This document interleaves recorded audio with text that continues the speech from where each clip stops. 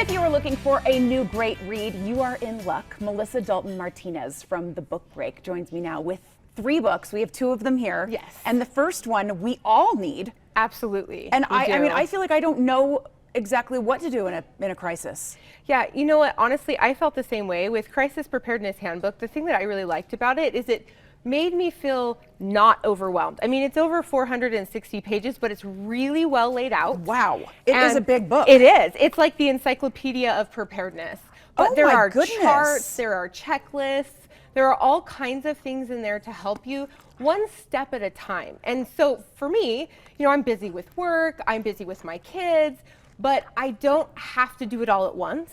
And Patricia Spigarelli Aston, one of the authors on here, that's what she does. She breaks it down for you and says, you don't have to do this all at a time. You don't have to read it cover to cover.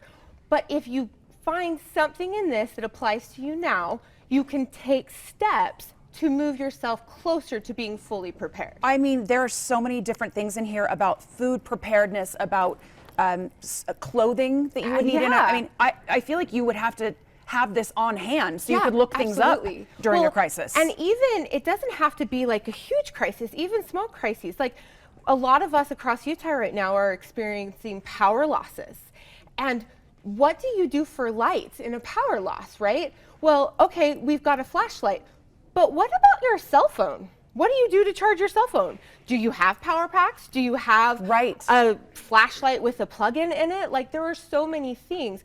Another thing that we all have been experiencing over the last six months is, what about if you had to evacuate your house? Do you have a go bag? Do you have a bag that, I mean, you don't usually get a lot of time when you have to evacuate. No. So what do you take with you? And this is an excellent, like, small crisis, large crisis. Emergency water supply, like this is really smart. Yes. All right, then you brought a children's book. I did. So The Wish and the Peacock by Wendy S. Swore.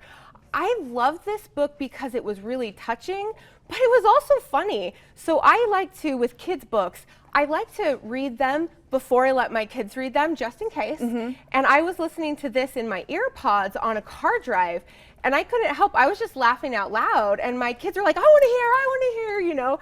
So it's funny, there's some maybe mischievous grasshoppers in there, and so what age for this book for kids? This book would be great if you want to read with your kids. I would say you can start them as young as 5, but for the kids to really read it on their own, probably about 8 years old and up. Okay. Your main character in this, her name is Paige, and she's 12 years old.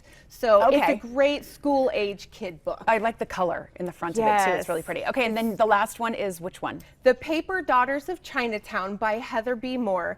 Now this book is a historical fiction novel, and it is a beautiful, touching story. It's a true story of Donaldina, if I say her name right, Donaldina Cameron. She goes by Dolly Cameron.